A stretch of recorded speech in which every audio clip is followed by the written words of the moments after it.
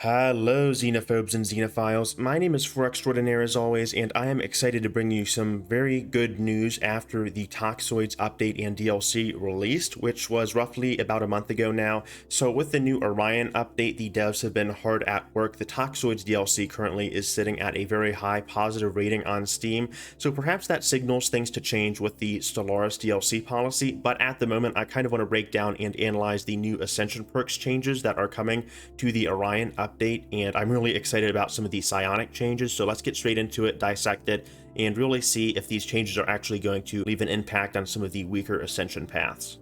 Unfortunately, and this is a big but to my intro there, kind of hyping things up, there will not be a new Ascension path, so that is some food for thought that could be added in a future DLC if Stellaris and Paradox to a greater extent wants to get your money's worth out of your wallet. So that is a big caveat. Hopefully there is something in terms of coverage in the future for more Ascension paths, but right now we have about 4 to 5, depending on how you cut it with the different variations there.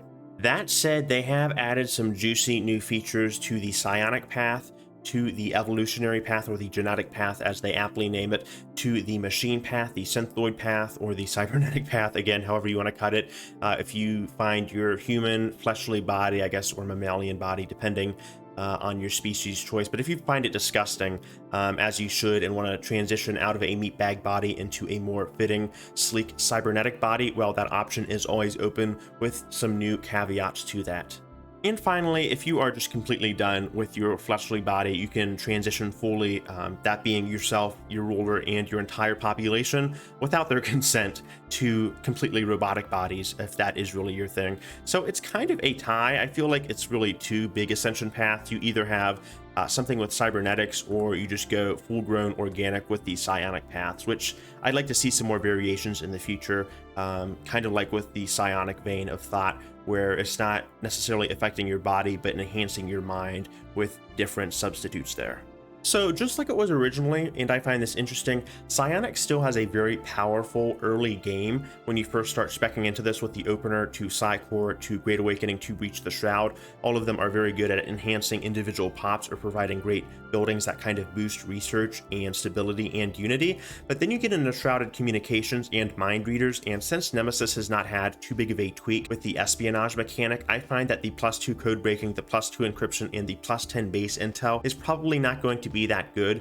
Now, if you had something like a secret psi espionage team, like some kind of enhanced meta mutant James Bond, then that could be a bit more relevant. But at the moment, the last two perks, Shrouded Communications and Mind Readers, don't really seem to be that useful. Now, Teachers of the Shroud got an actual shadow buff in terms of its relevance, because now you don't have to take Mind over Matter immediately to get access to Transcendence. You actually can take Teachers of the Shroud and get a big head start when it comes to developing your Ascension path. So that is a great buff to Teachers of the Shroud, because I found it was always weak when it came to the actual RP flavoring of being psionics and interacting with that unique psionic enclave, the Sisters, the Coven, or whatever the hell they call themselves, wearing their very odd Bene Gesserit themed masks.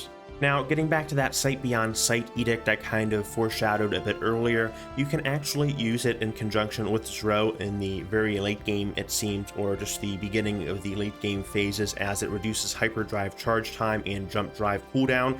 So it really is not the full extent of the Paradox's team's ability to use Dune references, because this is very obviously a stand-in for Spice, so great to see that is included there. Additionally, there is also the option to form a pact with a Shroud entity. So if you've been getting bad rolls on your Shroud RNG, and that's always been one of my big gripes with psionics, is that the Shroud is kind of unpredictable. It's designed that way, but it is overly unpredictable if you are unlucky in some certain scenarios. So I like that that option is available. Genetic Traditions really stays with the theme of eugenics to the max. You can clone and perfect your own individual species or other species if you are relying on migration, and it kind of hones in on the fact that you are creating a eugenics program. It speeds up production, it helps with organic pop assembly, and it gives you additional traits to trim fat, so to say, with negative traits. So genetic resequencing kind of starts that path, and then it ends with enhanced expression, where you get additional traits, and then the finisher is really powerful as you get 3 trait points, and then you can research transgenesis technology. So all in all, it's very straightforward, but if you love to min-max, this is probably going to be your traditions path, as opposed to the very RNG reliant psionics.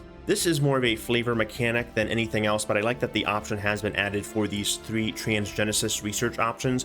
If you have void spawns, Tianki matriarchs, or other drakes, any kind of draconic entity, even if you get lucky with the shard relic there, you can research these options, which provide you with ways to augment your pops and add different genetic traits like more army health if you're going on the offensive, more habitability floor on all planets for 50%. That's very powerful for the voidlings. They also get radiotrophic and phototrophic exclusivity, so if you're going down that route, you want to pick a plantoid or a fungoid. And then finally, they have the Tianki matriarch, which provides a very interesting bonus of 0.05 assembly per pop. I'm not sure how the math kind of factors into that. I don't really play around too much with the budding mechanics, but it could be interesting depending on how much you want to kind of min-max your species. Cybernetic traditions are very similar to the genetic path, where you are augmenting your pops, but this is much more materialized. You aren't just enhancing genes and removing or adding them. You are directly grafting mechanical parts onto your pops with or without their permission. So it can be a bit costly. You're not going to be messing around with traits as much. You're going to be more so directly improving your pop output by messing around with roboticists and enhancing species traits with cyborg features. So cool to see that, and hive minds also have this option too. So if you are kind of stuck into a corner and maybe you're not fully into the robotics kind of line of thinking, you can always adopt this tradition. One thing that I really like, and this did catch me by surprise even more so than the psionic ascension path reveal, is that these synthetic traditions actually really help with roboticists, because it seemed like, at least previously, roboticists, if you wanted to make robots but not necessarily transition into them, you kind of lost a lot of options going into the late game, because it was a lot more beneficial just to either augment your bodies and become cyborgs, or join your robot servants and become their overlords. Now you get things like cheaper robots, you can put them out faster, you get more traits to refine them with, and it's even easier to modify them with the minus 50% modify species special project cost. So amazing to see that they are being a lot more flexible with these traditions, and they're no longer kind of hardlining players down certain routes. You can see some more of the direct changes in the changelogs that the developers provide, but for now, I'm going to leave you guys at that. Thank you guys so much for watching the video. I also have another fantastic video that is covering the latest Stellaris news and my thoughts on some of the expansion strategies that Stellaris employs. So make sure to check those out in the top right-hand corner of the video. Otherwise, I love you guys. Hope to see you guys later. All right, peace.